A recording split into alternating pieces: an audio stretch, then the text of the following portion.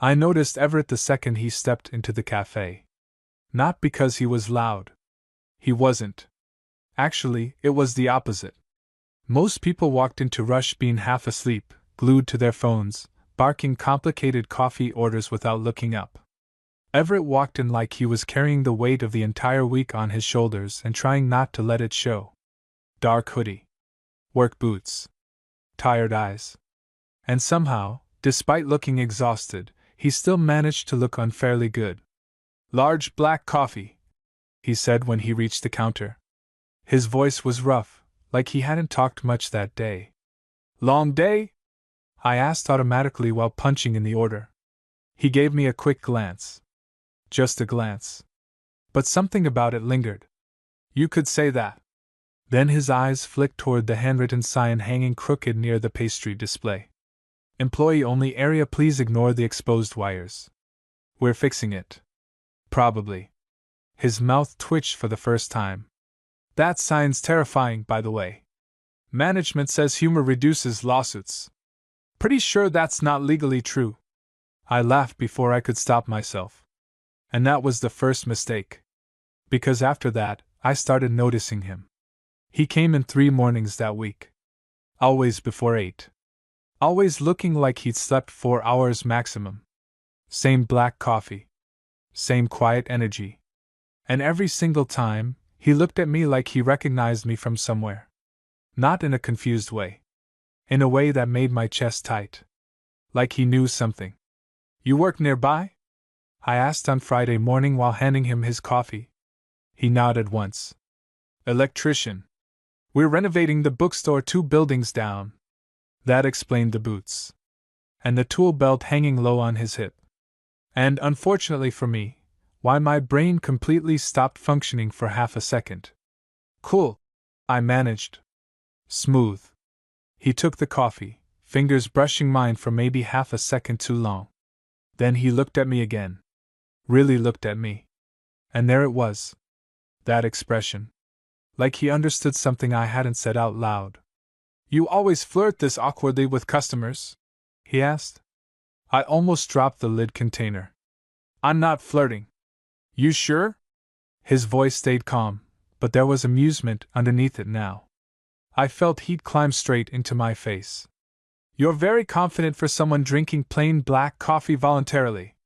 He laughed quietly at that. Low and warm. "See you Monday, Dylan." Then he walked out. And I stood there staring after him like an idiot because I had absolutely never told him my name. The realization hit 3 seconds later when my coworker Mia snorted behind me. "Your name tag genius." Right. Obviously. Still, the way Everett had said my name sat with me the entire weekend. Like he liked how it sounded. Monday morning, the power went out halfway through my shift. Complete blackout. 1 second the espresso machine was screaming, the next the cafe dropped into silence except for confused customers and Mia swearing near the register. "Fantastic," my manager groaned. "Just fantastic." 10 minutes later, Everett walked in carrying a toolbox. And somehow he looked even better covered in dust and irritation. "That you're doing?" I asked. He raised an eyebrow. "You think I personally attacked the electrical system just to see you?" I paused. "Maybe?" That got another laugh out of him. God, I was in trouble. He crouched behind the counter near the breaker panel, while my manager hovered anxiously nearby asking questions every 30 seconds.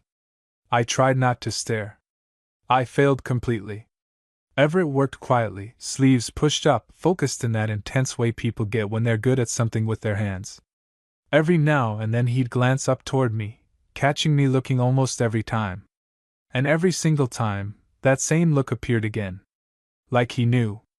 Finally, after my manager got distracted by an angry customer, Everett looked up at me from the floor. "You gonna keep staring or are you planning to help? I don't know anything about electricity." "You don't need to." His eyes held mine for a second longer than necessary. "Just hand me things when I ask." Something about the way he said it made my stomach flip. So I crouched beside him. Close enough to smell cedar dust and coffee on his hoodie. Close enough to notice the tiny scar near his jaw. close enough that I became painfully aware of every movement he made. "Flashlight," he said. I handed it over. "Our manager still thinks you caused this on purpose," I whispered. "Maybe I did." I looked at him. He was already looking at me. Then he smiled slightly and added, "Would have been easier to just ask for your number, though." My brain fully stopped working after that. I actually stared at him in silence long enough for him to grin. "That bad, huh? You can't say things like that while holding exposed wires." "Why?" "Because if I die right now, it'll be embarrassing." That laugh again. Soft. Real. Everett shook his head and went back to work, but I caught the small smile that stayed on his face afterward. And for the first time in months, maybe longer, I felt something warm settle in my chest. Not panic. Not confusion. Just possibility. Which should have felt nice. Instead, it terrified me. I avoided Everett for the rest of that shift. Not intentionally. Okay, maybe a little intentionally. Every time he looked at me, I suddenly became extremely busy doing absolutely nothing important. Restocking lids. Rearranging straws. Wiping already clean counters like my life depended on it. Mia noticed immediately. "Oh my God!" she whispered while pretending to clean the espresso machine. "You like him?" "I do not. He literally flirted with you while fixing electrical wiring." "He flirts with everyone." She stared at me. "Dylan, that man looks at you like he's already halfway through a love confession." I nearly choked on my own coffee. Before I could answer, Everett stood up from behind the counter, brushing dust off his jeans. "Power should hold now," he told my manager. Then his eyes shifted toward me again. "There's still one thing that needs checking, though." I hated how quickly my pulse reacted to that. My manager sighed dramatically. "What now?" Everett kept looking directly at me when he answered. "Back storage outlet." Mia made the most obnoxious fake cough I'd ever heard in my life. "Dylan can show you." Traitor. The back storage room was tiny. Way too tiny. I realized that immediately when Everett stepped inside behind me and the door swung halfway shut. Boxes stacked everywhere. Cleaning supplies. Extra syrup bottles. And Everett. Close. Too close. He crouched near the outlet while I leaned against a shelf trying to act like my heart wasn't behaving insanely. "You always this nervous around electricians?" he asked without looking up. "I'm not nervous. You reorganized the same napkin stack 4 times. That feels exaggerated." He glanced up then. "Nope." I laughed despite myself, and the tension loosened a little. A quiet settled between us after that. Not awkward exactly. Just careful. Everett tested the outlet, then sat back against the wall with a small sigh. "All good." Neither of us moved. I should have said something normal. Instead, I asked, "So do you flirt with every barista you meet?" His expression changed slightly at that. Softer. "No." The answer came too fast to be fake. My stomach flipped again. "Oh." Everett rested his forearms on his knees, watching me steadily now. "You want to know something weird?" "Probably not, but go ahead." "The first day I came in here," he said quietly, "I thought you were straight." I blinked. "That's offensive." That made him laugh. "I'm serious," he said. "Then you smiled at me and I realized you were trying way too hard not to look at me." I looked away immediately. "See?" he said. "Okay, maybe you're annoyingly observant." His expression stayed calm, but his voice lowered slightly. "You looked at me the same way." That hit harder than it should have. Because he was right. From the beginning, there'd been something between us. Something neither of us had fully touched yet. And Everett seemed completely unafraid of it. That was the dangerous part. "I don't really do," I started. Then stopped. "Do what?" I shrugged helplessly. "Whatever this is." He studied me for a second. "You mean flirting?" "I mean people looking at me like they already figured me out." For the first time since meeting him, Everett's smile faded completely. Not cold. Just understanding. Too understanding. That happened before? He asked quietly. I immediately regretted saying anything. Forget it. Dylan. The way he said my name made it impossible to ignore him. I crossed my arms. It's not a big deal. That usually means it was. I let out a breath and stared at the floor. There was this guy last year, I admitted. At work. He kept making jokes. Comments. Nothing direct enough to report. I swallowed. But he looked at me like he knew. Like he was waiting for me to confirm it. Everett went very still. And? He asked carefully. And I hated it. Silence. Then Everett stood slowly. Not crowding me. Not touching me. Just close enough that I could feel the warmth coming off him. When I look at you, he said quietly, I'm not trying to corner you. I looked up at him. His expression had softened completely now. I look at you like that because I think you're beautiful, he continued. And because I think you already know exactly who you are. The room suddenly felt way too small. Nobody had ever said something like that to me so directly before. Not without pressure attached. Not without expectations. Everett just stood there calmly, like he was handing me the truth and letting me decide what to do with it. You say intense things very casually, I muttered. That small smile came back. Occupational hazard. You're an electrician. Exactly. I laughed again, quieter this time. And before I could overthink it, Everett reached into his hoodie pocket, pulled out a folded receipt, and handed it to me. A phone number. That's there if you want it, he said simply. No pressure. Then he opened the storage room door. And just before stepping out, he glanced back at me one more time. That look again. Like he understood me already. Only now it didn't scare me quite as much. I didn't text Everett that night. Or the next one. Not because I didn't want to. The problem was that I wanted to way too much. His number sat folded in my wallet like it had its own gravitational pull. Every few hours I'd catch myself thinking about the way he looked at me in the storage room. Calm. Certain. Like he wasn't embarrassed by what he wanted. I didn't know how to deal with that. Most of my life had been built around avoiding attention. Not because my family was terrible, or because something dramatic happened when I was younger. It was simpler than that. People noticed things. Small things. The way I talked. The way I looked at certain guys for half a second too long. So I learned how to edit myself early.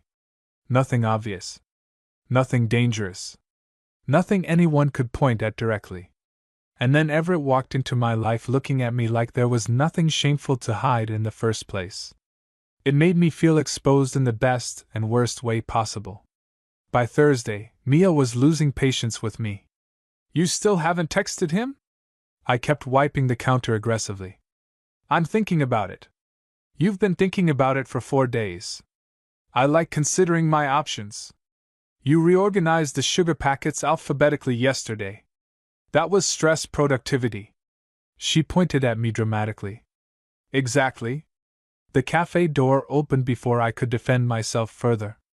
And of course it was Everett. Like the universe enjoyed humiliating me personally.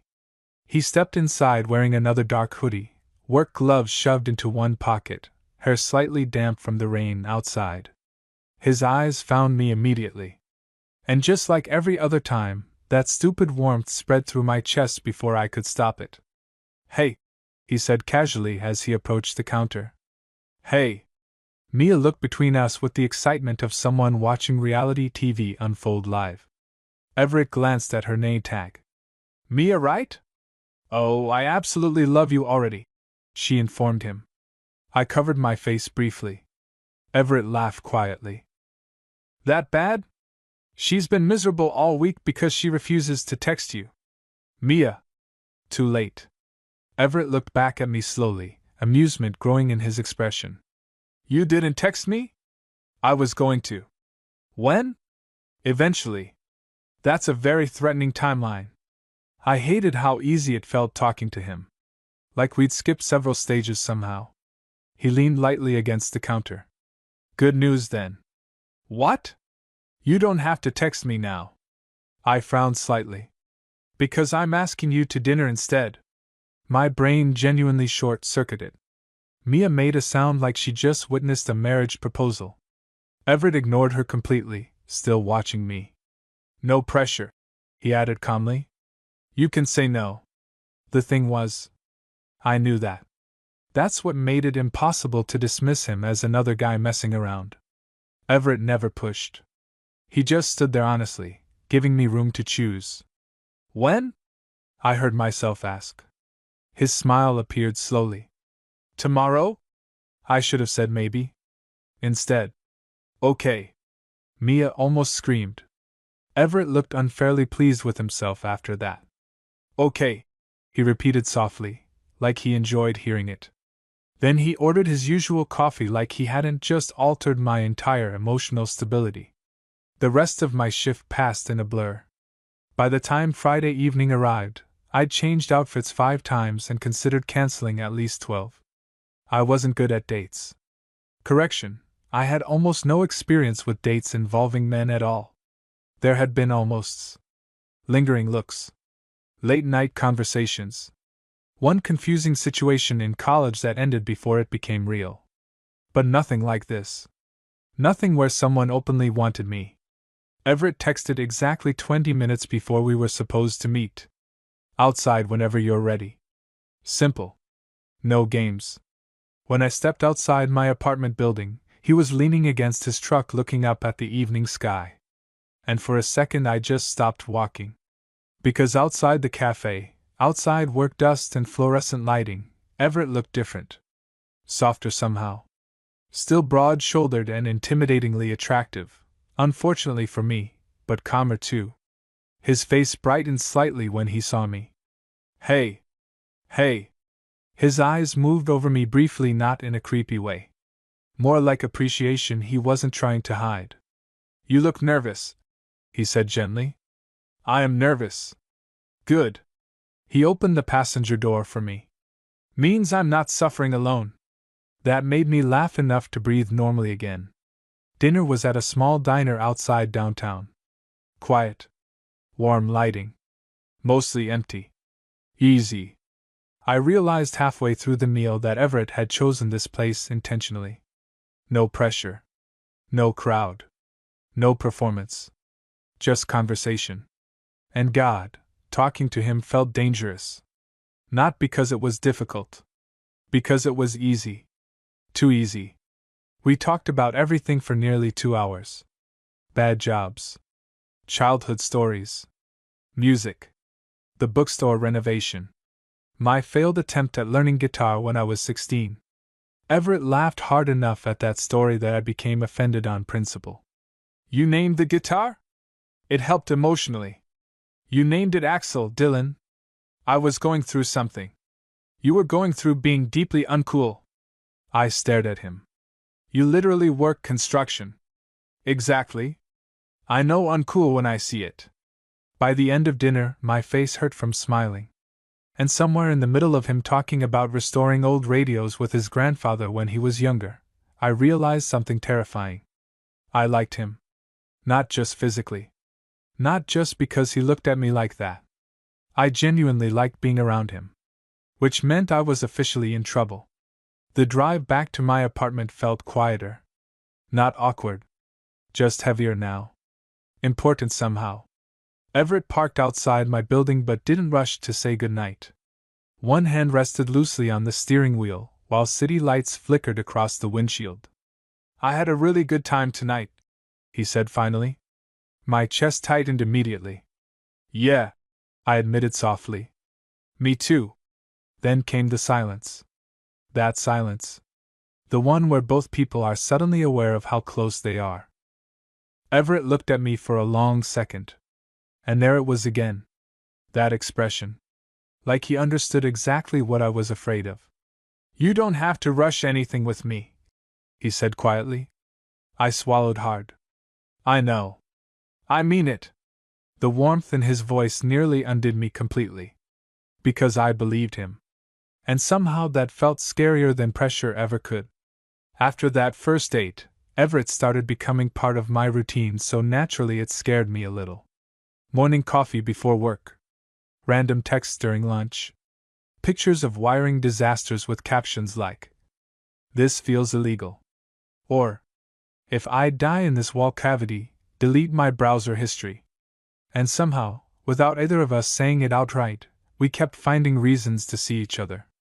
3 days after dinner, he showed up at the cafe 15 minutes before closing carrying takeout containers. "You can't bring outside food into a cafe," I informed him seriously. "Good thing I know the cute barista." I rolled my eyes so hard it physically hurt. Mia leaned toward me immediately. "If you don't marry that man, I will." Everett heard her. Good to know I have options. I hated how much I smiled around him now. That night we sat on the curb outside the cafe eating noodles straight from cartons while traffic moved past us in soft waves of light.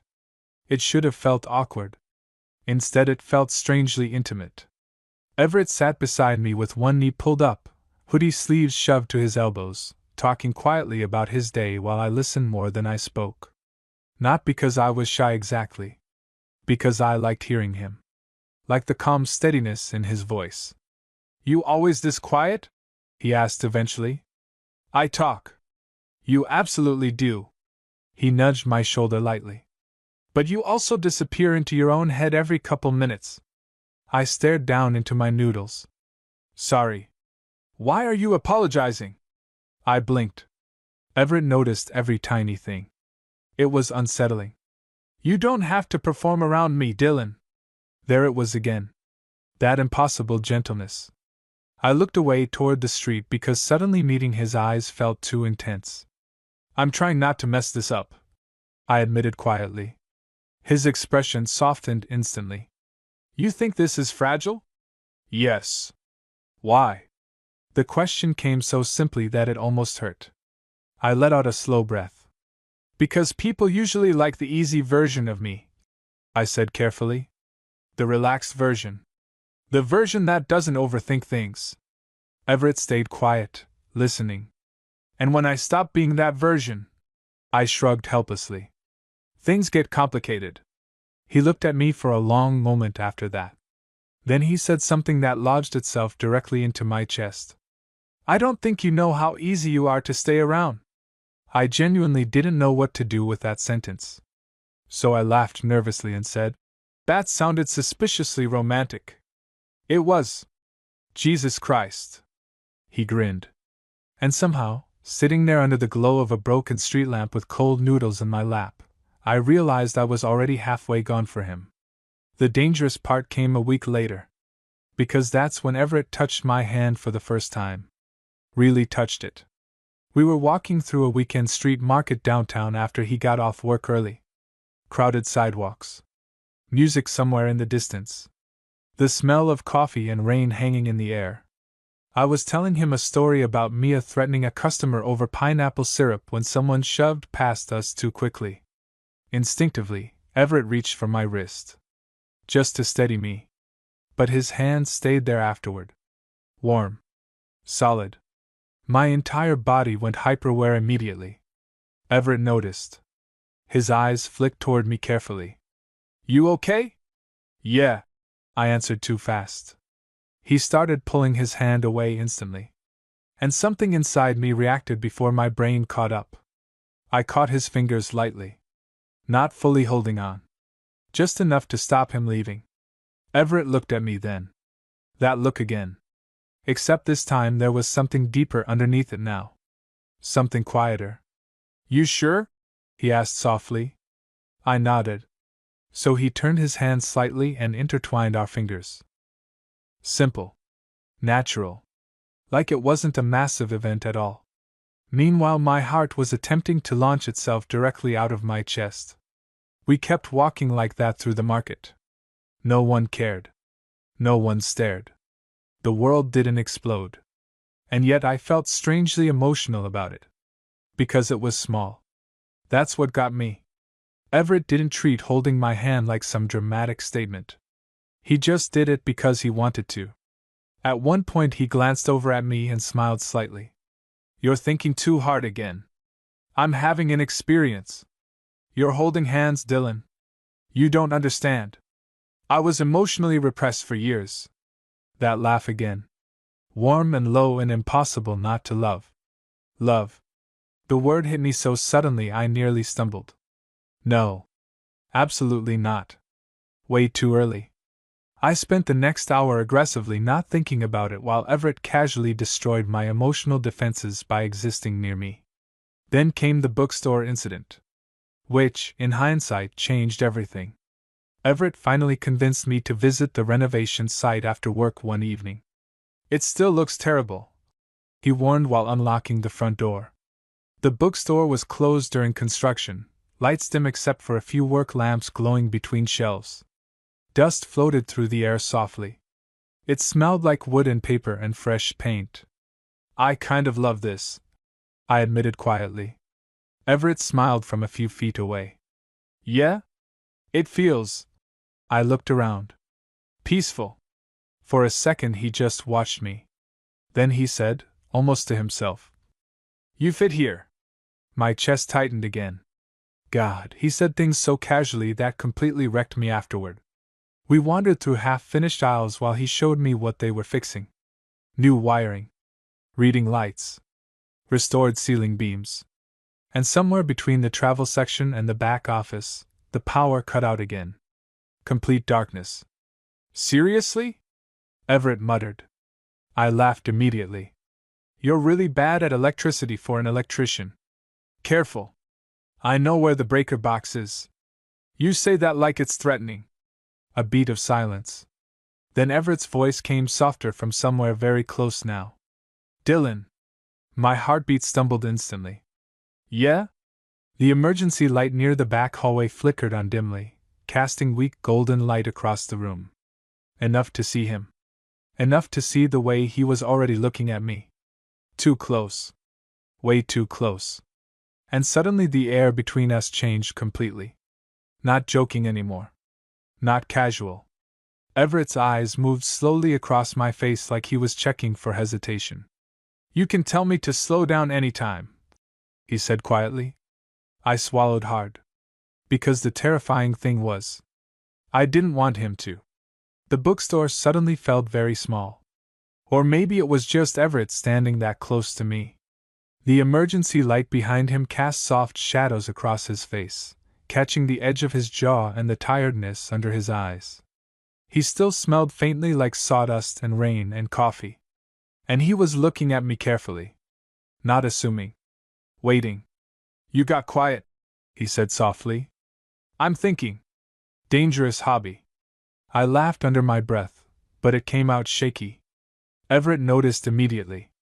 His expression softened even more. Hey, he said quietly. You okay? That should not have affected me as much as it did. Because most people asked questions casually. Everett asked them like the answers mattered. Yeah, I admitted. Just overwhelmed. With me? I hesitated. A little. He nodded once like that answer made perfect sense. Then, after a second, bad overwhelmed? No. The word came out too honestly to take back. Something shifted in his face at that. Not victory. Not smugness. Relief. Like he'd been trying very hard not to scare me away. You know what I think? He asked quietly. What? I think you spend so much time trying to predict what people want from you that nobody ever gets to see you relax. That hit way too hard. I looked away immediately. Everett stepped a little closer, slow enough that I could have moved if I wanted to. I didn't. Dylan. God, the way he said my name. I looked back at him. You don't have to be careful every second with me. The sincerity in his voice nearly undid me on the spot. Because I wanted to believe him. I already did believe him, honestly. And that was terrifying. You make this very difficult, I muttered. A small smile pulled at his mouth. Pretty sure you started it. I literally did not. You stared at me for a full 30 seconds the first time we met. You were wearing work boots. That explains absolutely nothing. I laughed again, softer this time, and somehow the tension eased just enough for me to breathe normally. Everett's eyes flicked briefly toward my mouth. Then back to my eyes immediately after, like he was making himself behave. That tiny moment sent heat rushing straight into my chest. "You're doing that thing again," he murmured. "What thing?" "Looking at me like you want to run away and stay at the same time." I opened my mouth. Closed it again. Because unfortunately he was exactly right. The silence stretched between us. Not awkward. Heavy. Important. Then Everett lifted one hand slowly toward my face, still giving me time to stop him. His fingers brushed lightly against my jaw. Just that. Nothing more. And somehow that tiny touch felt more intimate than anything I'd experienced before. My pulse went completely uneven. Everett noticed that too. "You're shaking," he whispered. "I hate how observant you are." His thumb moved slightly against my cheek. "You hate it?" "No," I admitted quietly. For a second neither of us moved at all. Then Everett leaned in. Slowly. Carefully. Like he was still asking permission even now. And when he kissed me, it was gentle enough to break my heart a little. No rush. No pressure. No performance.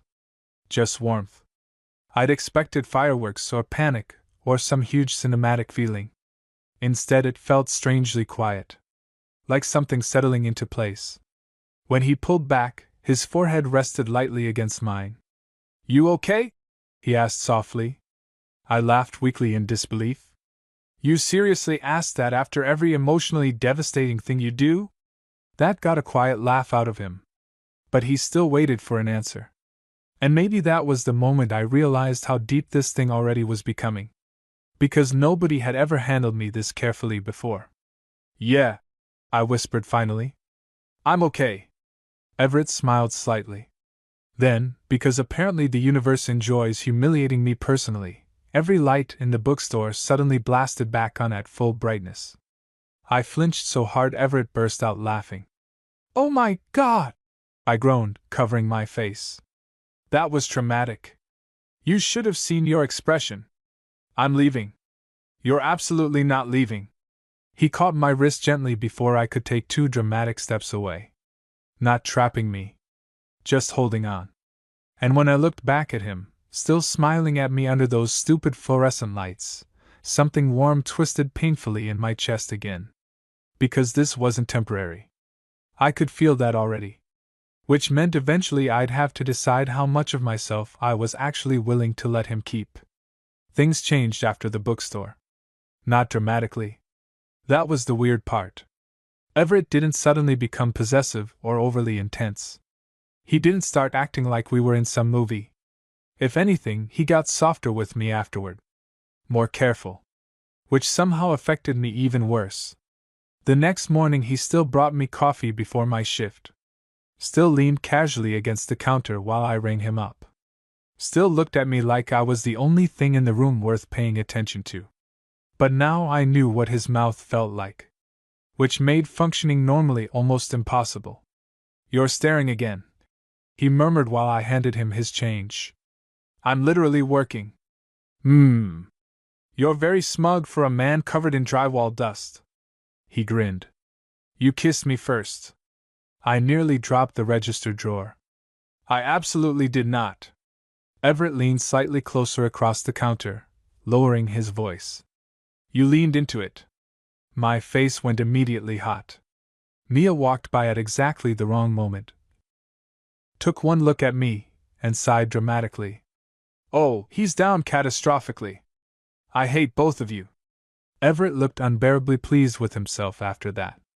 The problem was that every day with him made me less careful. And I didn't know if that was a good thing yet. A few nights later, Everett invited me over to his apartment for the first time. "Fair warning," he texted beforehand. "It's mostly tools and poor decisions." That turned out to be surprisingly accurate. His apartment sat above an old hardware store downtown. Small. Warm lighting. Records stacked beside a shelf overflowing with books and half-disassembled radios. It looked exactly like him somehow. Quiet. Steady. A little worn around the edges. "You actually live like an adult," I said while looking around. Everett took my jacket with a smile. Thank you. I worked hard to become emotionally available enough for indoor plants. I laughed softly, then noticed the plants. There were 6 of them. You water living things voluntarily? I know. Very brave of me. God, he was easy to be around. Dangerously easy. We spent most of the evening on his couch listening to music while he explained how he restored old radios in his spare time. I barely understood half of what he was saying. Didn't matter. I liked listening to him talk. At one point Everett looked over and caught me smiling at him without realizing it. What? I asked immediately. That look. There's apparently a lot of looks happening around me. This one's my favorite. My chest tightened. You flirt constantly, I accused weakly. Only when successful. I shook my head and looked away, but Everett gently caught my chin before I fully escaped. Not forceful. Just enough to bring my attention back to him. You know something? He said quietly. What? You get nervous every time somebody cares about you out loud. The room suddenly felt much quieter. Because once again, he was right. I stared at him for a second too long. Everett's thumb brushed lightly along my jaw. And there it was again. That terrifying feeling of being understood too clearly. I'm trying, I admitted softly. His expression changed instantly at that. Warmer. Almost emotional. I know you are. No one had ever said that to me before either. Not like that. Like trying mattered even before succeeding. The silence stretched comfortably afterward. Music humming softly from the record player. Rain tapping lightly against the windows. Everett's hand still resting against my face. Then he asked the question that ruined my emotional stability for the rest of the night. Can I tell you something honest? You usually do. A small smile. Fair. Then it faded slightly. I think about you constantly. My heartbeat stumbled immediately. Everett looked almost embarrassed admitting it, which somehow made it worse. Like, constantly, he continued quietly. At work. Driving home. Randomly during the day. He shook his head once. It's actually getting inconvenient. I stared at him. Nobody had ever wanted me so openly before. Not without games attached. Not without uncertainty. Everett just handed me the truth directly every single time. And I still didn't fully know how to hold it. You can't say things like that casually, I whispered. Why not? Because some of us are emotionally fragile. That made him laugh softly. Then he leaned forward and kissed me again. Slower this time. More familiar. And somewhere in the middle of it, my hand caught the front of his hoodie instinctively, holding on without thinking. Everett noticed. I felt him smile slightly against my mouth before pulling back just enough to look at me. There you are, he murmured. I frowned weakly. What does that mean? It means you stop hiding when you forget to. The terrifying thing? He sounded happy about it. Not triumphant. Just genuinely happy to see me relaxing around him. And that feeling, being wanted without needing to perform first, was becoming addictive. The first time Everett stayed over, either of us acknowledged it was happening. That probably should have warned me how deep in I already was. We'd ordered takeout after my shift and ended up back at his apartment because mine had aggressively bad lighting, according to him. It feels like a hospital waiting room in there. That's called affordable rent. No, Dylan. That's called a human rights violation. By midnight we were still sitting on his couch, talking about absolutely nothing important. And somehow those conversations kept becoming my favorite part. Not the flirting. Not even the kissing. Just this. Everett stretched one arm across the back of the couch while I sat tucked against the corner cushion, half facing him. You're doing it again, he murmured. I narrowed my eyes. I'm starting to think you invent behaviors just to bully me. The staring thing is real. I'm literally listening to you. You look at me like I'm explaining the meaning of life.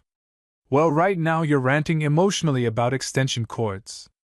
They matter. I laughed quietly into my drink. Everett watched me for a second after that, not speaking. Then softer.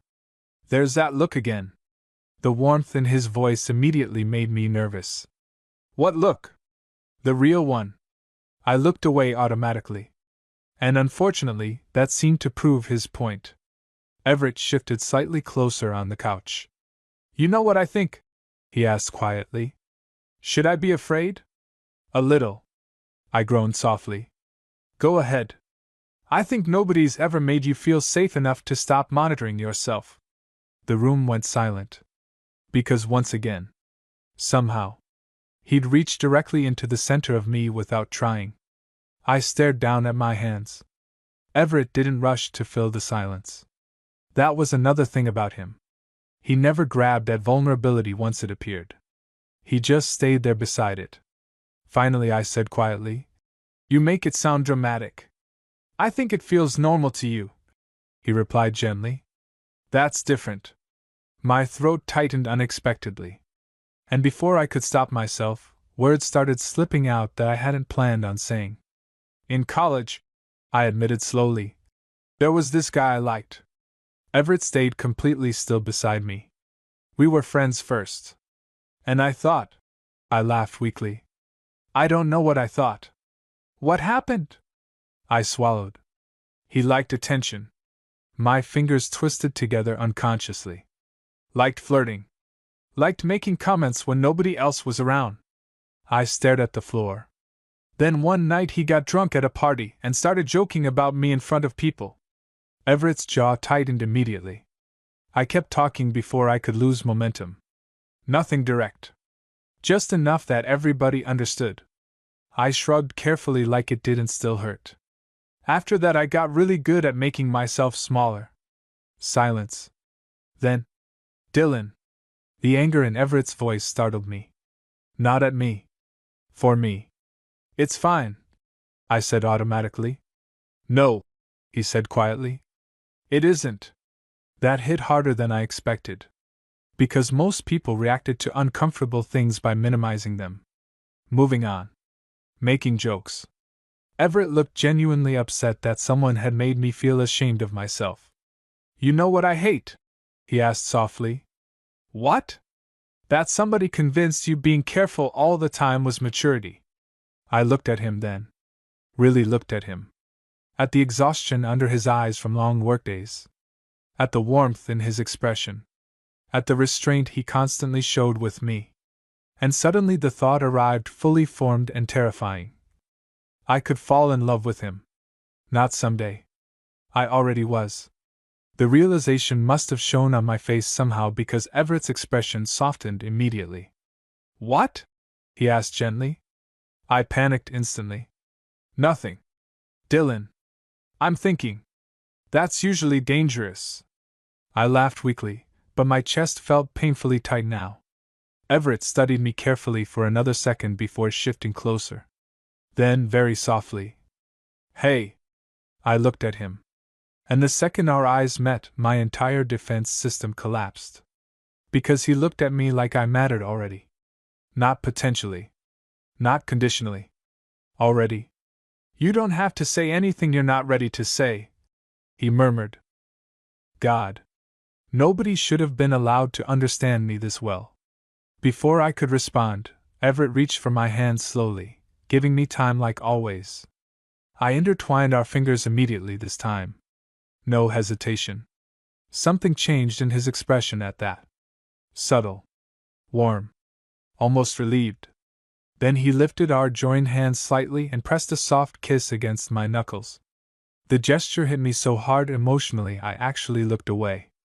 Everett noticed and smiled faintly. Too much? You're impossible, I muttered. That's not an answer. I took a breath. Then another. And finally admitted the truth quietly into the space between us. No one's ever been this gentle with me before.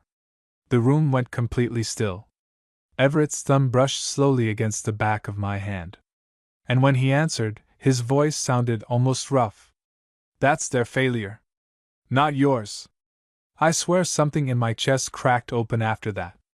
I realized I loved Everett on a Tuesday. Not during some huge emotional moment. Not while kissing him.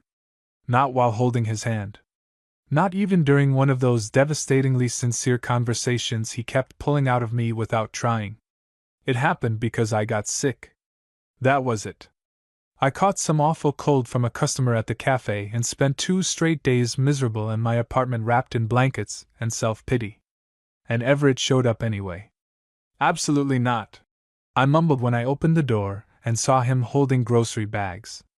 You'll get sick. I work around exposed insulation and mold professionally, he replied calmly while stepping inside. I've made peace with death. You're very dramatic for an electrician.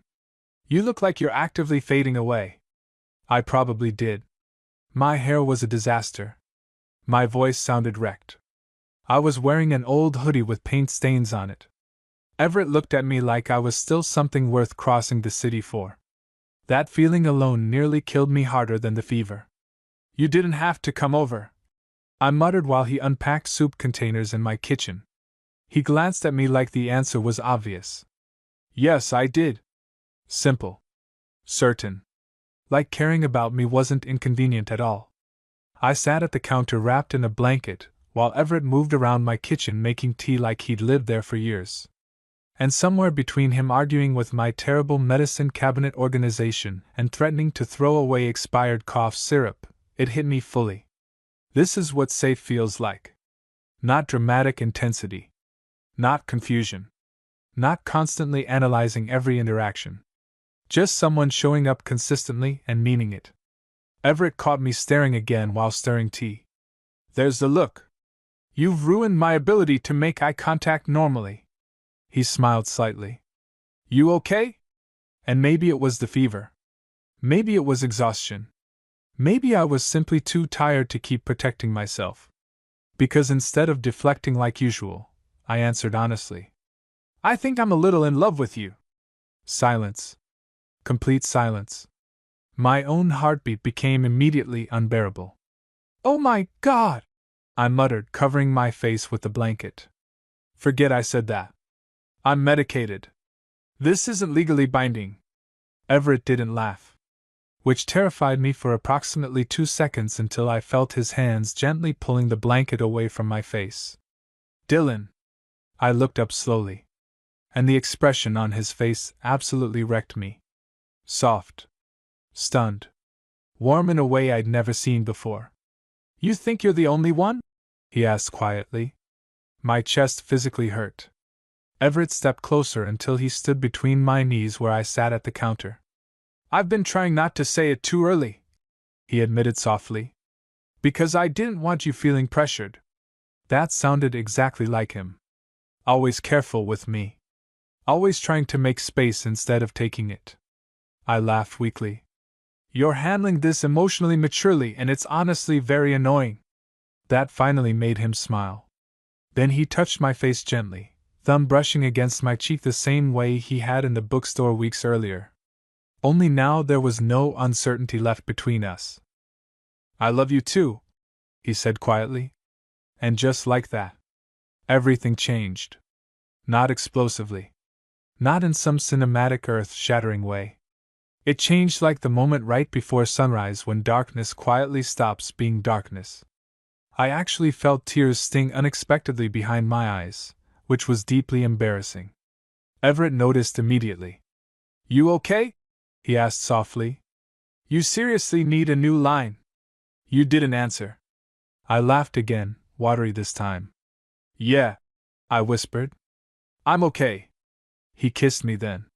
Slow and warm and familiar. And for the first time in my life, I didn't feel afraid while someone loved me openly. A month later, Everett came into the cafe near closing time carrying his toolbox again. Mia spotted him first and groaned dramatically. If the two of you start flirting in front of customers again, I'm quitting. No, you're not, Everett said calmly. Correct. I'm too invested now. I rolled my eyes while Everett approached the counter smiling slightly at me. And there it was again. That look. Only now I understood it completely. It had never been about figuring me out. Everett looked at me like someone seeing a person clearly and liking every part anyway. You off in 10? He asked. 5. Good. His fingers brushed lightly against mine on the counter. There's a bookstore reopening tonight. I smiled immediately. The one you renovated? You just want to show off your wiring.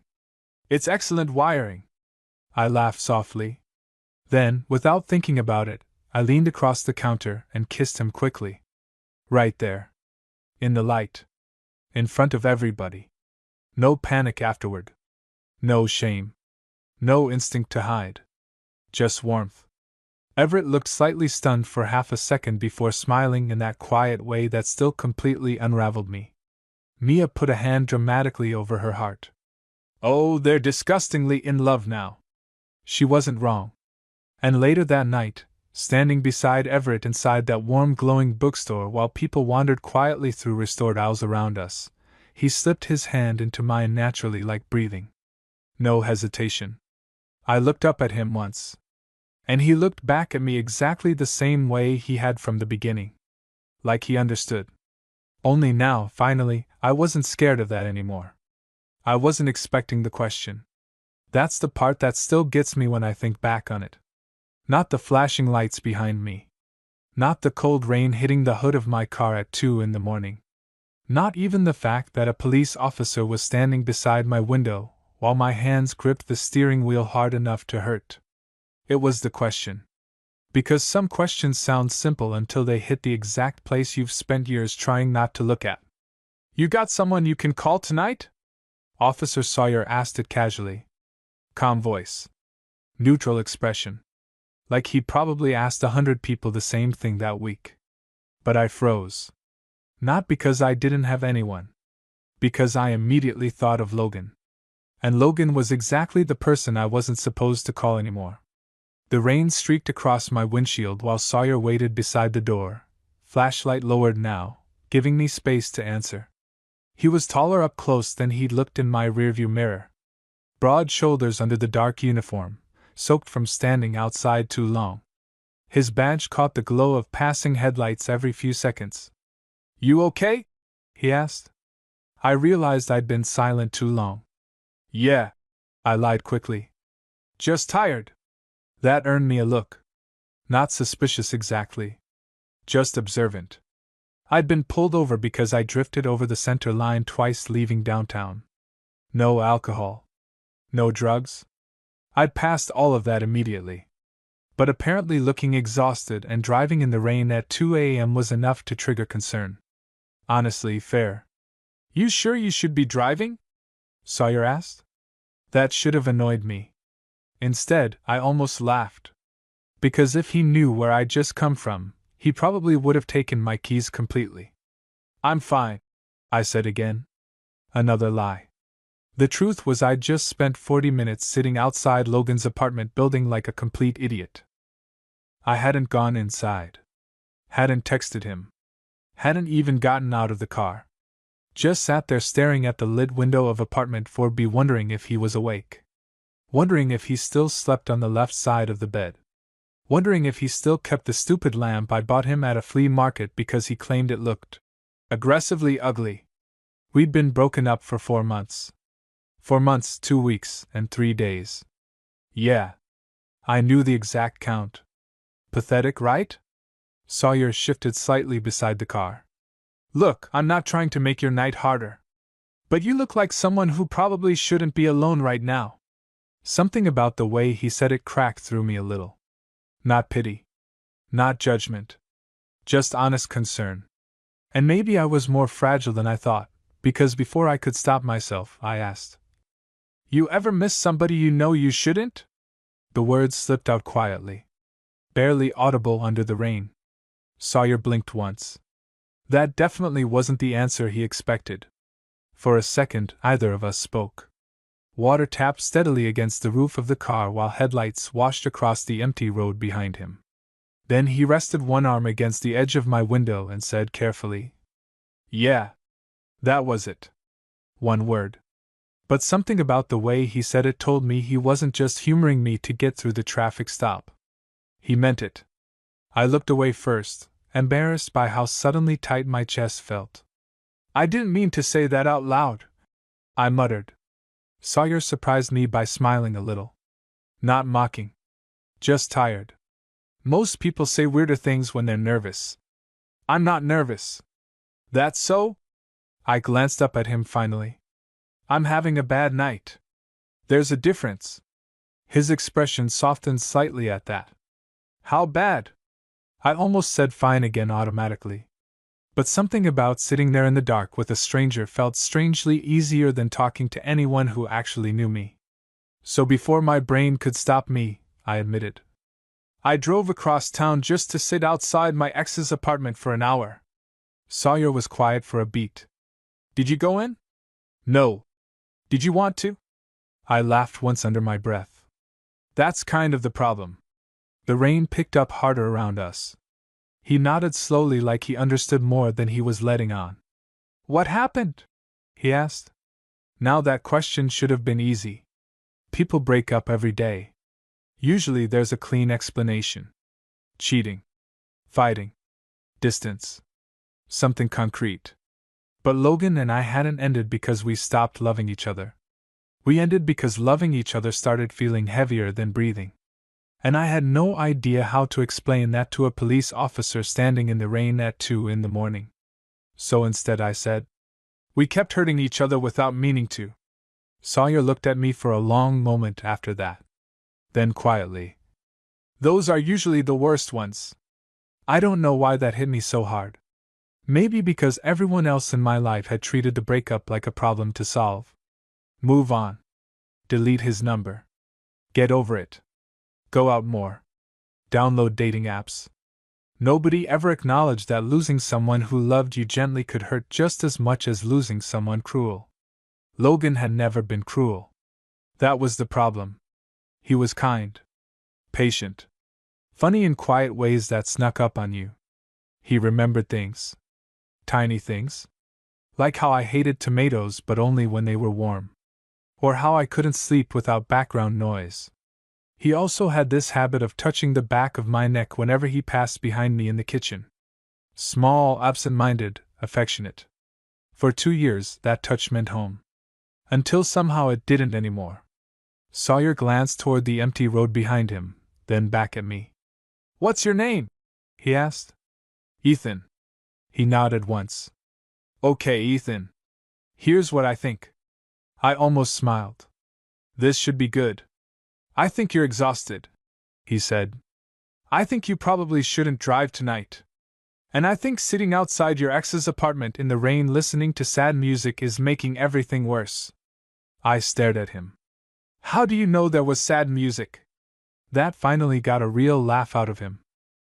Because there's always sad music. And annoyingly, he was right. The worst part is I almost trusted him immediately after that. Which was ridiculous. He was still a stranger. Still a cop. Still someone who technically pulled me over. But standing there soaked from the rain with tired eyes and a voice too calm for this hour of night, Sawyer didn't feel intimidating anymore. He felt human. Do you actually have someone you can call? He asked again. And there it was. The question. The one I wasn't ready for. Because the truthful answer was yes. The person I wanted to call was Logan. Always Logan. I can call someone, I said finally.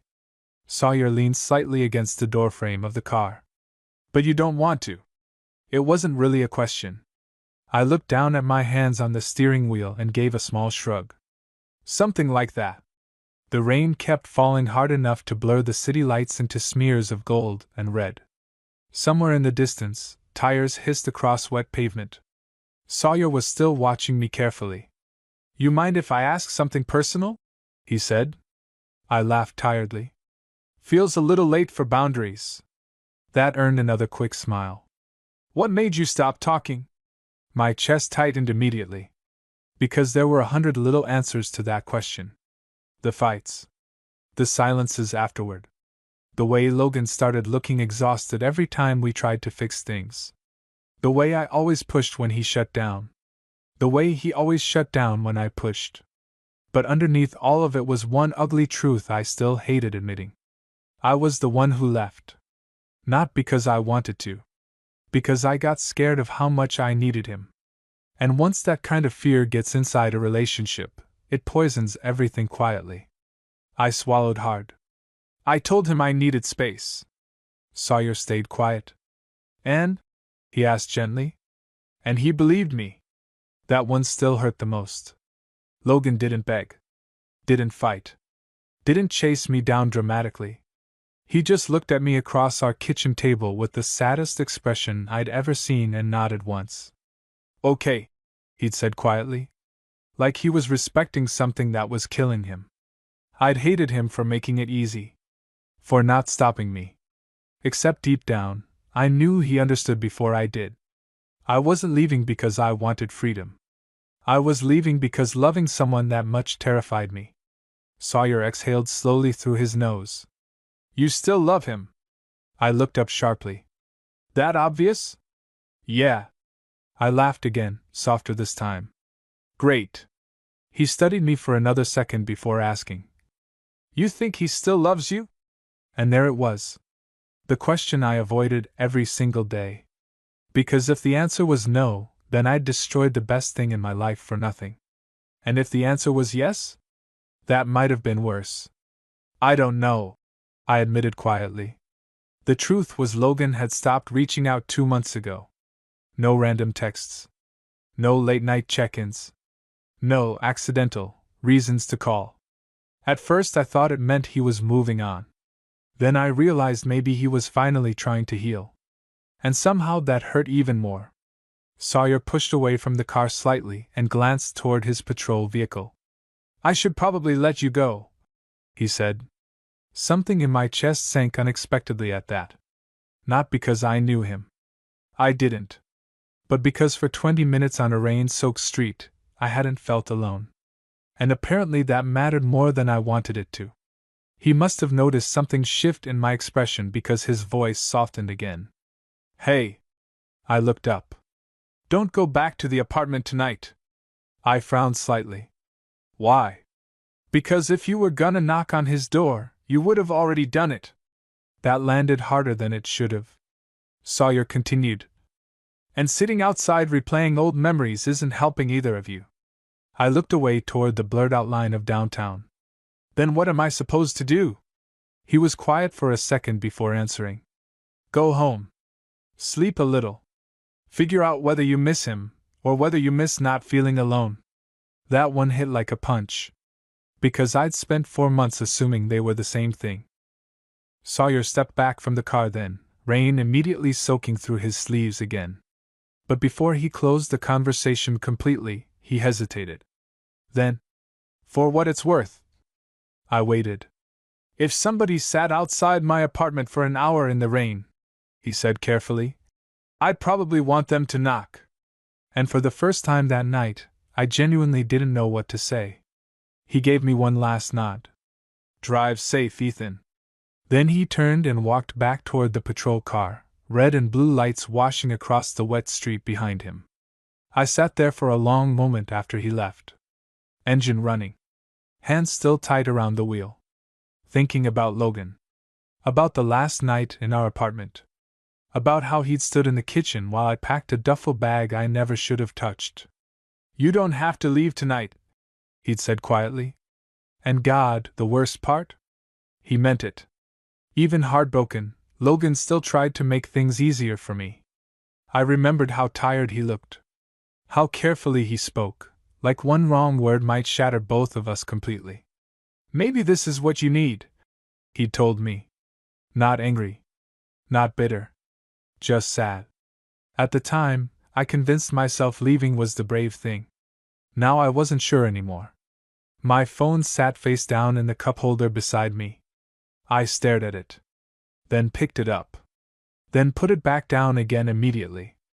Because what exactly was I supposed to say after 4 months? Hey, sorry I emotionally detonated our relationship because I got scared. Miss me? You awake? I leaned back against the seat and shut my eyes hard. And immediately heard Logan's voice in my head. You don't always have to run the second something matters to you. He said that during a fight once. Not yelling. Not cruel. Just exhausted. At the time, I got defensive immediately. Now I hated how right he'd been. My phone buzzed suddenly in my hand and scared the hell out of me. For one insane second, my heart jumped thinking somehow it was Logan. It wasn't. Unknown number. I frowned and answered cautiously. Hello? A pause. Then, didn't think you'd actually pick up. Sawyer. I sat up straighter automatically. Officer stalking civilians now? I heard the smile in his voice immediately. Relax. You left before I could give you your license back. I blinked. Then looked down toward the passenger seat. Sure enough. No wallet. Oh, I muttered. That's embarrassing. A little. I laughed despite myself. And weirdly, it felt good. Normal. Human. I can swing back around, he offered. You still parked near Maple and 9th? I looked out through the rain-covered windshield toward the direction of Logan's apartment. Then slowly put the car into drive. No, I said quietly. I'm heading home now. I didn't expect to hear from Sawyer again after that night. Honestly, I figured once he handed my license back in a grocery store parking lot 20 minutes later, that would be it. A weird interaction. A rough night. A stranger who happened to catch me at my lowest. Instead, he leaned against my car window while rain dripped from the edge of his jacket and said, You look slightly less miserable now. I snorted softly. High praise. I'm serious. Earlier you looked like someone debating whether to drive into the ocean. That dramatic? 100%. I shook my head, smiling despite myself. It should have ended there. But neither of us moved. The parking lot was nearly empty at that hour, washed silver under streetlights and rainwater. Sawyer handed me my wallet through the window, fingers brushing mine for half a second.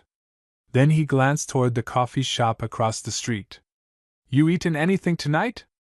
I frowned slightly. Are cops allowed to ask people out during traffic stops? That caught him off guard enough to laugh. This is not me asking you out. It's me making sure you don't spiral emotionally alone before sunrise. Wow, I said dryly. You really know how to charm people. You coming or not? That's how I ended up sitting across from Officer Sawyer Reynolds at 3 in the morning drinking terrible diner coffee while rain hammered against the windows. And somehow, it was the easiest conversation I'd had in months. His first name being Sawyer felt strange after the uniform. Too personal somehow. But he didn't feel like a cop in the diner booth across from me. Not really. Just tired. There were faint shadows under his eyes like he didn't sleep enough. His dark hair was still damp from the rain, sleeves rolled halfway up his forearms now that we were inside somewhere warm. You always pick up emotionally damaged strangers during shifts? I asked. He stirred cream into his coffee lazily. Only the special ones. I rolled my eyes. But my chest did something annoying anyway. Sawyer noticed. Noticed everything, actually. That was becoming a problem. So, he said after a minute, tell me something good about Logan. The question caught me completely off guard. Most people asked what went wrong. Sawyer asked what was good. And suddenly all I could think about was Logan laughing in our kitchen at 1 in the morning while making pancakes badly. Logan singing wrong lyrics confidently in the car. Logan asleep with one arm thrown across my stomach like he thought I might disappear overnight. I stared down into my coffee. He made everywhere feel quieter, I said softly. Sawyer didn't interrupt. Not boring quiet, I added. Just safe. Like my brain could finally shut up around him. That sounds important. It was. The diner lights buzzed softly overhead. Outside, the rain still hadn't stopped. And you left anyway, Sawyer said carefully. No judgment in it. Just truth. I nodded once. I thought if I pulled away before things got worse, maybe we could avoid destroying each other. Sawyer leaned back slightly in the booth. Did it work? I laughed under my breath. No, because the truth was breaking up with Logan hadn't made the fear disappear. It just replaced it with grief. And grief was somehow heavier. Sawyer studied me quietly for a second. Then, you know what the weird thing about heartbreak is? What? People always act like losing someone means the relationship failed. I looked up at him. But sometimes, he continued, it just means two people didn't know how to carry something heavy at the same time. That sat between us for a long moment. I frowned slightly. You sound like someone speaking from experience. Sawyer smiled faintly into his coffee. Maybe. There was something in the way he said it that made me stop pushing. Some stories announce themselves loudly. Others sit quietly behind a person's eyes. Sawyer's felt like the second kind. A waitress came by to refill our coffee. Sawyer thanked her automatically, polite without even thinking about it. Then he looked back at me. You still have his number saved? I almost laughed. Obviously. You looked at it tonight. I hesitated. Yeah. But you didn't call. No. Sawyer nodded once slowly like he understood exactly what that meant. You know what I think? He asked. This should be interesting. I think you're waiting for certainty before you talk to him again. I stared at him. Because annoyingly? That was exactly it. I wanted guarantees. Proof. Some impossible reassurance that reaching back toward Logan wouldn't ruin me completely. Sawyer tapped one finger lightly against his coffee mug. But relationships don't work like that, he said quietly. Nobody gets certainty first. I looked out the window toward the rain. What if he's happier without me? Sawyer was quiet for a second before answering. Then at least you'll know. That answer hurt. Because it was honest. And honesty was becoming a dangerous thing around him. By the time we left the diner, the rain had slowed into a light drizzle. The city felt softer near dawn. Empty intersections. Wet sidewalks glowing gold under streetlights. Sawyer walked beside me toward my car with his hands in his pockets. You gonna sleep now? He asked. I'll try. You don't believe me. I think you're gonna sit in your apartment staring at your phone for 3 hours. I smiled reluctantly. Little judgmental for a public servant. He stopped beside my driver's door. Up close again. I noticed how tired he looked. Not physically. Something deeper than that. Like someone who carried too much quietly. Thank you, I said before I could overthink it. Sawyer glanced at me. For what? For stopping me tonight. A strange expression crossed his face then. Brief but real. You weren't really driving toward his apartment, he said softly.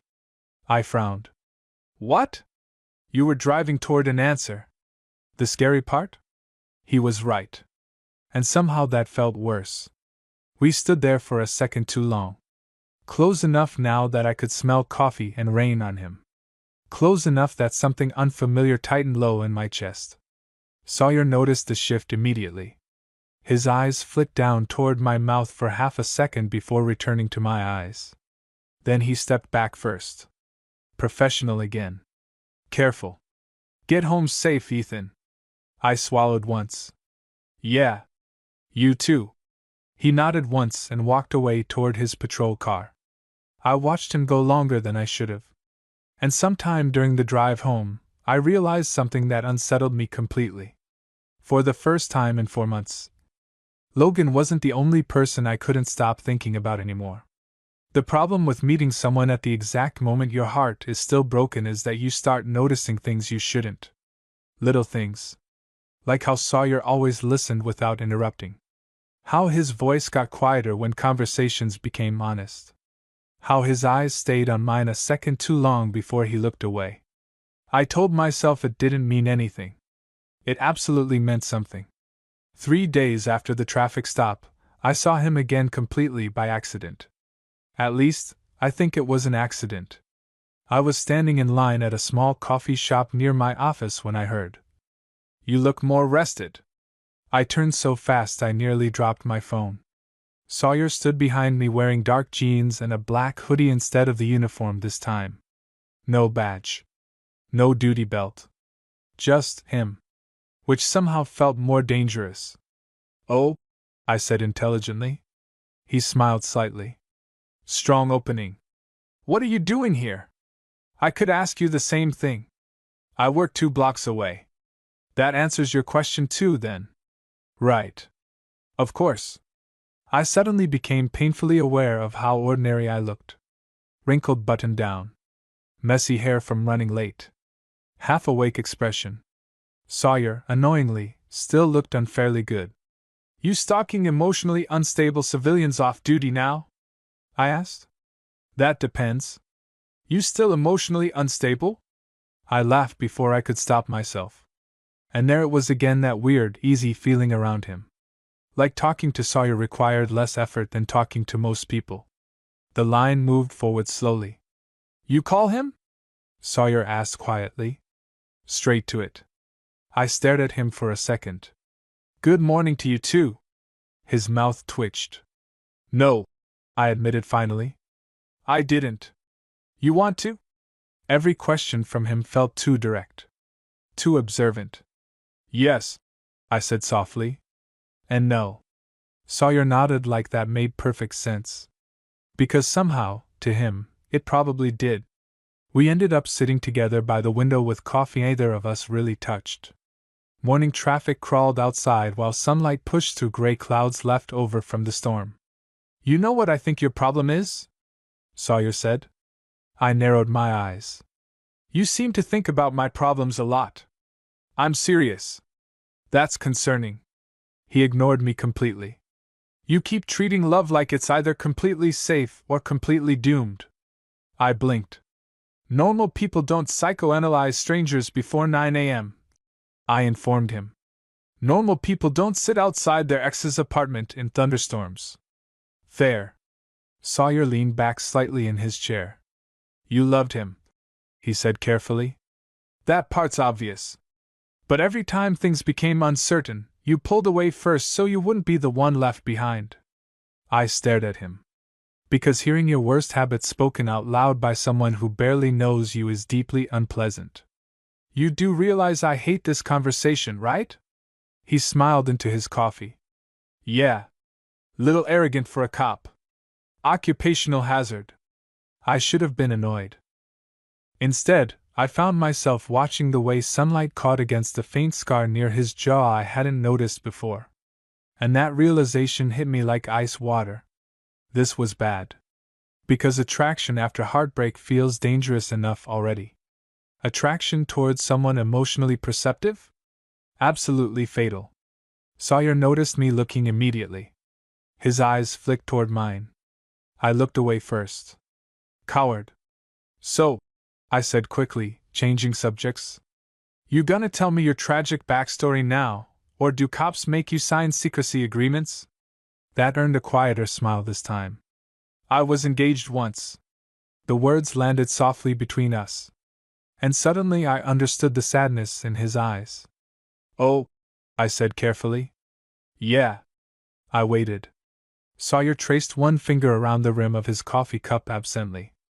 "He left about a year ago." Something tightened unexpectedly in my chest. "I'm sorry." He shrugged once, but it looked practiced. "He wasn't wrong to." "That doesn't mean it didn't hurt." Sawyer glanced at me then, expression unreadable. "No," he admitted quietly. "It didn't." Outside the window, people rushed past carrying umbrellas and briefcases and normal lives. Inside the coffee shop, everything suddenly felt smaller. More personal. "What happened?" I asked softly. Sawyer was quiet long enough that I thought maybe he wouldn't answer. Then, "I spent so much time trying to take care of everyone around me," he said slowly, "that I forgot relationships need more than stability." I frowned slightly. He said loving me felt lonely. That sentence stayed suspended between us. Heavy. Honest. And God, I understood it immediately. Because Logan used to say something similar. Not identical. But close. "You make people feel safe." Logan told me once during a fight.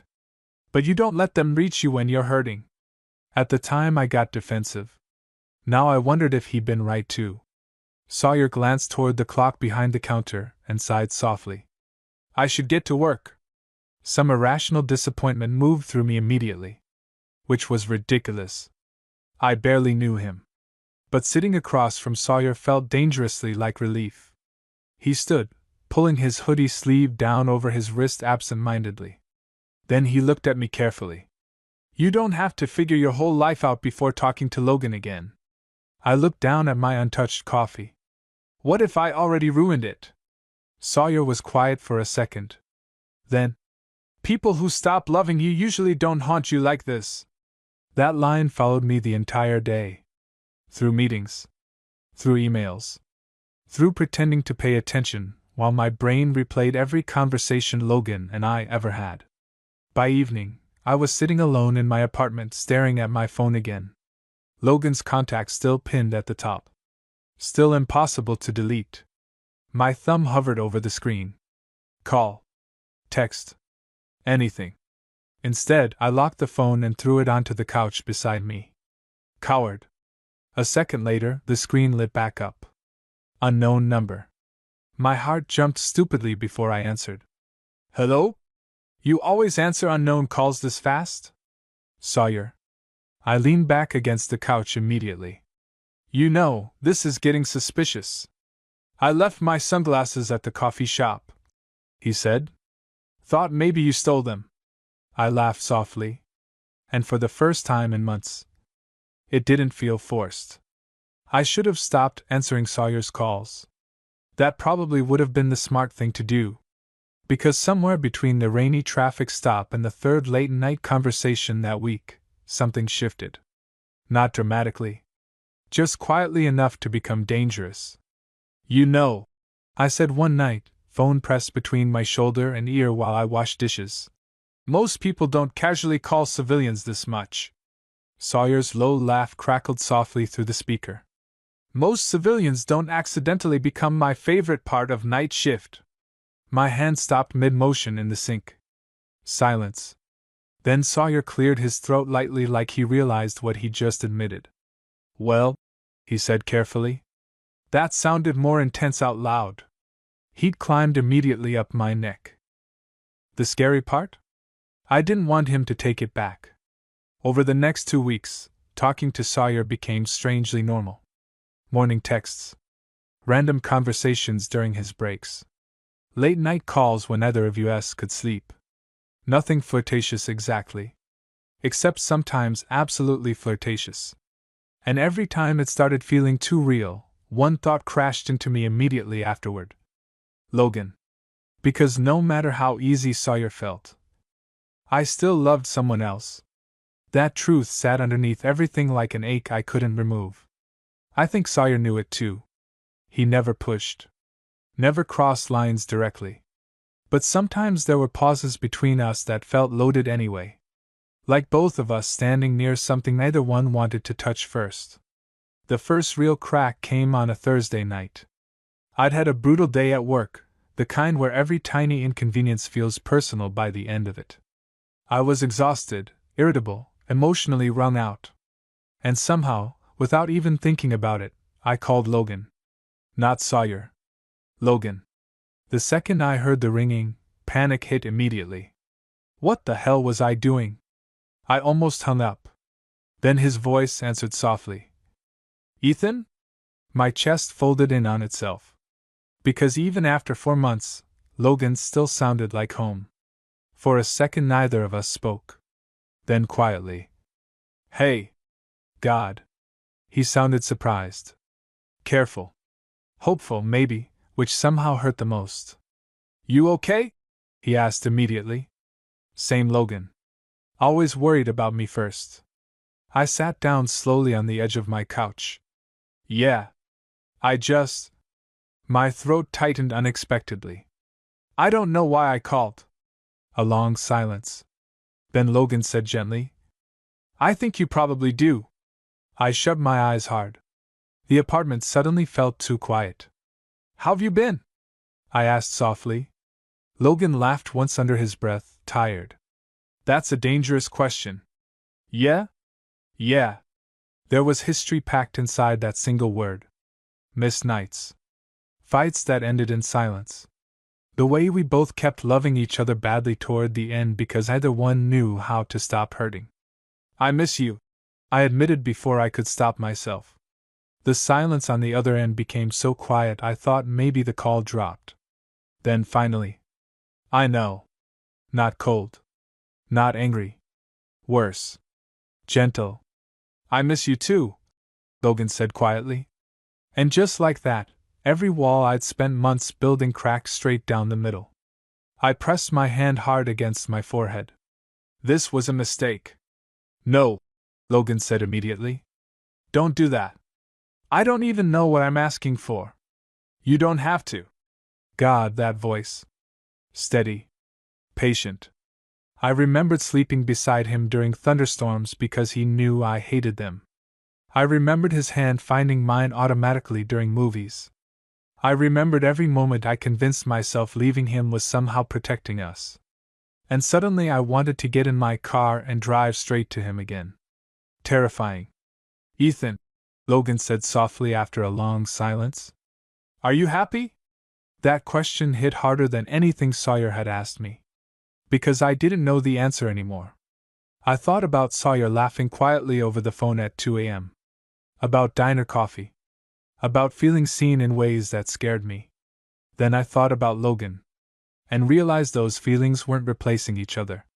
That was the problem. I don't know, I admitted honestly. Logan exhaled softly. I think we both got really good at loving each other when things were calm, he said carefully. But neither of us knew what to do once things became painful. Tears burned unexpectedly behind my eyes. Because that was exactly it. No villains. No betrayal. Just two people drowning quietly while trying not to scare each other.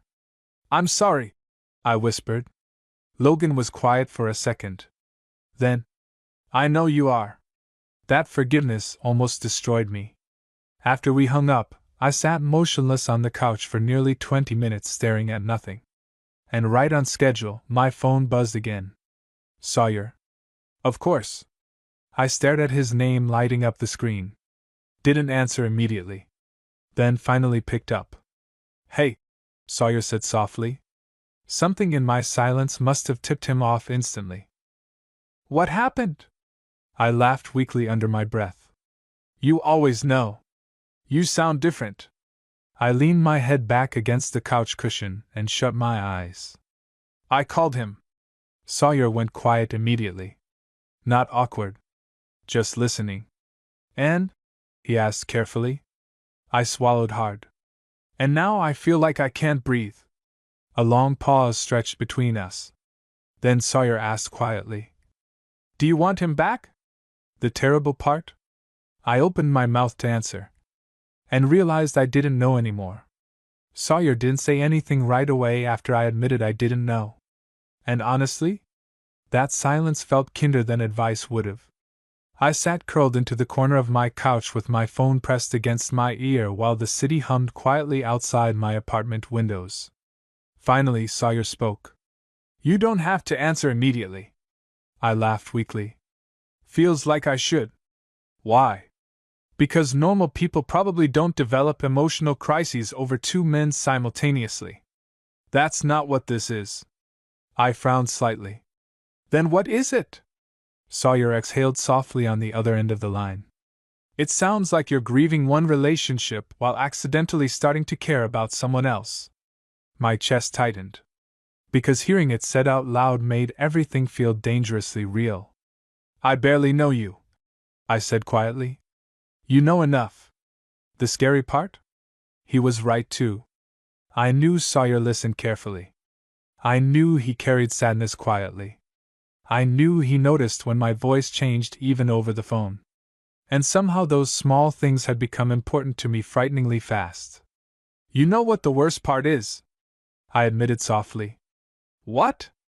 I think if I'd met you before Logan, this would feel simple. The line went very quiet. Then Sawyer said carefully, but you didn't. God. Something about the gentleness in his voice hurt. Because he understood exactly what I meant. This wasn't some dramatic love triangle. It was timing. Messy, unfair timing. I don't want to hurt anyone, I whispered. Sawyer laughed softly then, tired more than amused. Ethan, I'm a grown man. Not a wounded bird. That's not what I meant. I know. Another silence stretched between us. Then Sawyer asked quietly. When you talked to Logan tonight, what did you feel? I shut my eyes immediately. Too much. Relief. Grief. Comfort. Fear. Like reopening a door I'd spent months trying to nail shut. He still feels like home, I admitted. Sawyer was quiet for a second. Then softly. Okay. No jealousy. No bitterness. Just acceptance. And somehow that made my chest ache even worse. You deserve better than this conversation, I muttered. You think caring about somebody only counts when the timing's perfect? I leaned forward, elbows against my knees. You make everything sound easy. Sawyer laughed under his breath. Trust me. It's not. I thought about his ex-fiancée. About loving me felt lonely. About the sadness that lived quietly behind his eyes. No. Easy definitely wasn't the right word. You know what I think? Sawyer said after a moment. That's becoming a dangerous sentence from you. I think you're trying to decide your entire future before taking a single step. I rubbed tiredly at my face. Probably. You don't have to know who you'll love forever, he said carefully. You just have to be honest about where your heart actually is right now. That should have clarified things. Instead, it made everything harder. Because my heart was still tangled around Logan in ways I couldn't deny. But Sawyer had become important too, and pretending otherwise felt dishonest now. The realization sat heavily in my chest. You still there? Sawyer asked softly. Yeah. You spiraling? A little. That earned a quiet laugh. Then, can I ask you something selfish? I blinked slightly. Depends. If Logan called tomorrow and asked you to come home, would you? The question hit so hard I stopped breathing for a second. Because 2 weeks ago the answer would have been immediate. Yes. Now there was hesitation. And Sawyer heard it. The silence stretched too long. Oh, he said quietly. I swallowed hard. I don't know what that means. It means things changed. His voice stayed calm, but something underneath it shifted slightly anyway. Not anger. Just vulnerability. And suddenly I realized this wasn't theoretical for him anymore either. That realization scared me more than anything else had. Because I could survive heartbreak. What terrified me was becoming the person who caused it. Sawyer, you don't owe me certainty, he interrupted gently. I asked. I pressed my fingers hard against my forehead. This is such a mess. Yeah, he admitted softly. It is. For a while either of us spoke. The connection stayed open anyway. And weirdly, that silence felt intimate. Comfortable. Dangerous. Finally Sawyer sighed quietly. I should probably sleep before my shift tomorrow. Right. Neither of us hung up. Another pause. Then softly. For what it's worth, Ethan. Yeah? I'm glad you answered my call that night. My chest tightened painfully. Because I was glad too. Even now. Even complicated. I'm glad too, I admitted. Another silence. Then Sawyer said goodnight quietly and the line disconnected. I sat alone in my apartment afterwards staring at the dark screen of my phone. And for the first time since Logan and I broke up, I understood something terrifying. Moving on wasn't a clean process. Sometimes your heart reached backward and forward at the exact same time. And maybe the real problem wasn't choosing between Logan and Sawyer. Maybe it was figuring out who I became after losing one person, while slowly falling toward another. I avoided both of them for 3 days. Logan because hearing his voice cracked me open again. Sawyer because I was afraid he'd hear the answer I still couldn't say out loud.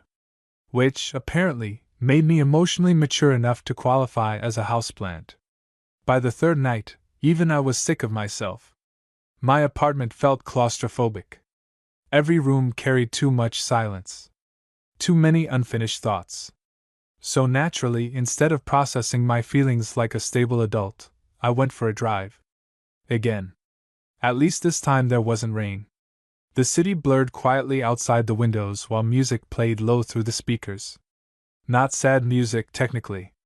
Still emotionally suspicious, though. I ended up downtown without really deciding to. Bad sign. Because downtown meant memories. Logan and I used to spend entire weekends there. Coffee shops. Bookstores. Late night walks when neither of us wanted to go home yet. I stopped at a red light near the river and immediately recognized the intersection. My stomach dropped. Sawyer's patrol car sat across the street. Of course it did. For one irrational second, I considered turning immediately. Too late. His headlights flashed once. Great. I pulled into an empty parking area near the water a minute later while Sawyer parked beside me. A second after that, he stepped out of the patrol vehicle and walked toward my car. No lights this time. No authority. Just Sawyer. I rolled down the window slowly. You know, he said casually, most people don't repeatedly get emotionally pulled over by the same cop. I laughed despite myself. There's probably a law against it. Probably. But his expression softened immediately after that. You okay? There it was again. That impossible sincerity. And suddenly I was exhausted all over again. No, I admitted quietly. Sawyer nodded once like he expected that answer. Then he glanced toward the passenger side of my car. Move. I blinked. Excuse me? Move over. I stared at him for a second before obeying automatically. Sawyer climbed into the passenger seat a moment later, shutting the door behind him. And somehow that small enclosed space suddenly felt way too intimate. The river shimmered darkly outside the windshield. Neither of us spoke immediately. Then Sawyer leaned his head back against the seat and sighed softly. You're really good at disappearing when things get hard. I groaned immediately. Can you stop being emotionally correct all the time? No. That's deeply irritating. A small smile tugged briefly at his mouth. Then it faded again. You scared? He asked quietly. The honest answer? Terrified. Of hurting Logan again. Of hurting Sawyer. Of choosing wrong. Of wanting both comfort and change at the same time. I think I'm becoming someone I don't recognize, I admitted softly. Sawyer turned slightly toward me. That's not always a bad thing. I shook my head slowly. You don't understand. Then explain it to me. God. That voice again. Calm enough to make honesty feel possible. I stared out toward the water. When Logan and I broke up, I said quietly, I thought loving someone that deeply was the scariest thing that could happen to me. Sawyer stayed silent. But then I met you. The air shifted immediately. Heavy now. Real. Sawyer didn't move. Neither did I. I wasn't looking for this. I whispered. I know. I still love him. Another pause. I know that too. Hearing him say it out loud hurt more than I expected. Because it made this real in a way I could no longer avoid. Sawyer looked down briefly at his hands before speaking again. You know what's unfair? He asked softly. What? I think if we'd met 6 months from now, maybe this would have been easy. My chest tightened painfully. Because I'd thought the exact same thing. The silence inside the car became almost unbearable. Then Sawyer laughed once under his breath. Look at us, he muttered. Two emotionally unavailable idiots accidentally finding each other at the worst possible time. I smiled weakly. Pretty much. He turned toward me then fully for the first time since getting into the car. Close. Too close. You want to know the really dangerous part? He asked quietly. I swallowed hard. What? I still don't regret meeting you. That almost broke me. Because despite everything, neither did I. The city lights reflected softly across Sawyer's face while he looked at me like he was trying very hard not to cross a line. And suddenly I understood something terrifying. This thing between us wasn't built on fantasy. It was built on recognition. He saw the damaged parts of me clearly. I saw the loneliness in him too. And somehow neither one of us looked away. Sawyer exhaled softly and glanced down toward the center console between us. Then quietly, "You know what I think you need?" "What?" "To stop talking to me for a little while." That hit like ice water. I stared at him. "What?" "You heard me." "No, I did. I just hate it." A sad smile crossed his face briefly. "Yeah," he admitted. "Me too." I shook my head immediately. "Sawyer, you're trying to heal one heartbreak while standing halfway inside another," he said gently. "That's not fair to you. Or Logan. Or me." Every word landed exactly where it hurt. Because he was right again. God, I hated when he was right. "I don't want to lose this," I admitted quietly. Sawyer's expression softened immediately. "You're not losing it. Feels like it." He looked at me for a long moment before answering. "Ethan, if something's real, giving it space won't destroy it." My throat tightened unexpectedly. Outside the windshield, the river moved dark and endless beneath city lights. Inside the car, everything felt painfully still. Then Sawyer reached over slowly and touched my hand. Just once. Gentle. Brief. But enough to send warmth straight through my chest. "You need to figure out whether you're holding on to Logan because you still belong together," he said softly, "or because letting go feels like failing." I shut my eyes hard. Because I didn't know. And maybe that was the problem all along. I didn't call Sawyer after that night by the river. And he didn't call me either. At first, the silence felt unbearable. Then it just felt honest. For 2 weeks, I lived inside my own head more than I wanted to. Work. Sleep. Coffee. Long walks with no destination. I kept reaching for my phone automatically whenever something happened worth sharing. A stupid joke. A rough day. A song Sawyer would have made fun of. Every time, I stopped myself. Because he was right. I needed to figure out whether I was grieving Logan. Or still choosing him. And those weren't the same thing. The hardest part was realizing how much fear had shaped my life without me noticing. I'd spent years leaving emotionally before anyone else could leave first. Pulling away the second love became uncertain. Treating vulnerability like something survivable only in small doses. Logan wasn't perfect. Neither was I. But somewhere along the way, we stopped being honest about what we needed because we were too busy trying not to hurt each other. And ironically, that's exactly what destroyed us. One Sunday afternoon, I found myself standing outside Logan's apartment building again. No rain this time. No excuses either. Just me. My heart pounded so hard walking up those stairs I almost turned around twice. Apartment 4B. Same ugly lamp glowing faintly through the window. I laughed softly under my breath when I saw it. Of course he kept it. For a long moment, I just stood there staring at the door. Then finally knocked. Footsteps approached almost immediately. And suddenly I realized something terrifying. I had no idea what happened next. The door opened. Logan froze. For one suspended second neither of us spoke. God. He looked the same. Maybe a little more tired around the eyes. Hair slightly longer. Gray sweatshirt sleeves pushed up his forearms exactly the way I remembered. But still Logan. Still the person my chest recognized before my brain could catch up. "Ethan," he said quietly. And just hearing my name in his voice again nearly unraveled me completely. "Hey." His eyes searched my face carefully, like he was trying to figure out whether this was real. Then softly, "Are you okay?" Same Logan. Always that first. I laughed weakly. "You always ask that immediately. You usually need someone to." "Fair." He stepped aside automatically.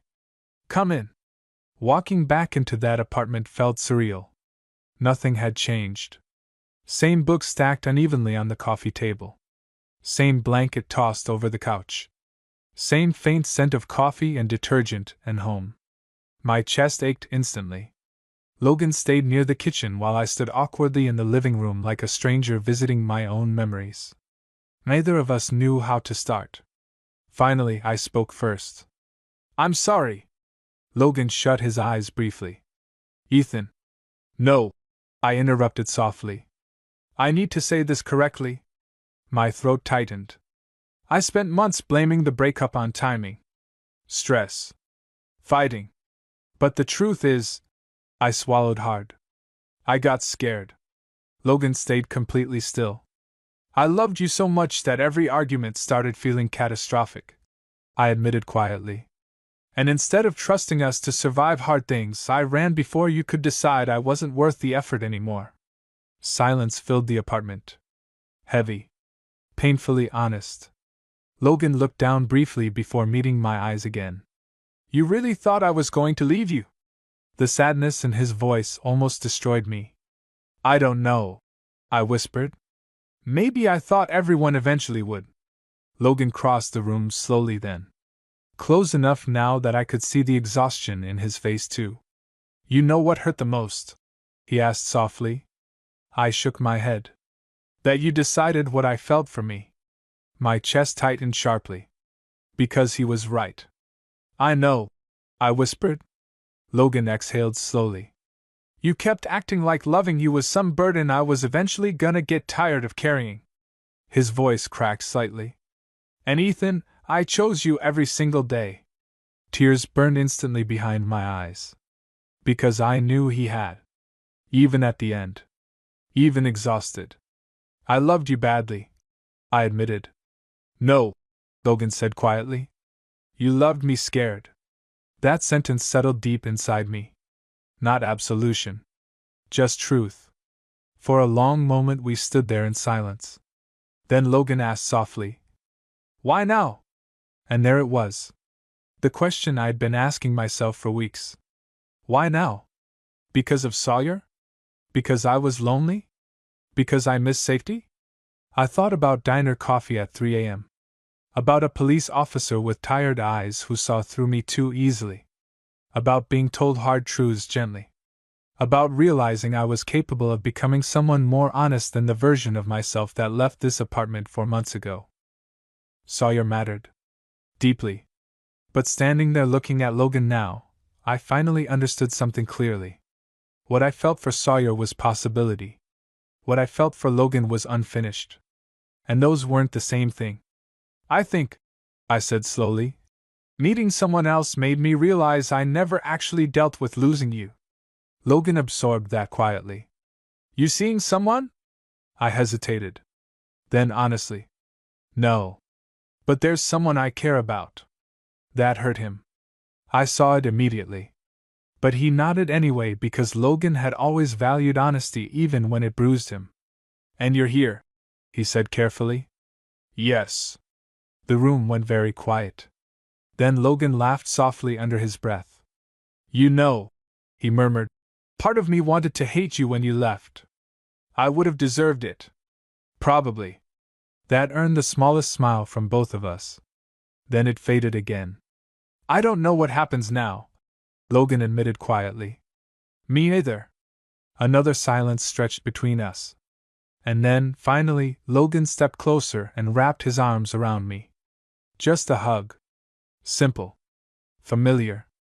But the second I held him again, something inside me settled in a way it hadn't for months. Not fixed. Not perfect. Just real. Logan pulled back slightly after a long moment, eyes searching mine carefully. "You staying tonight?" he asked softly.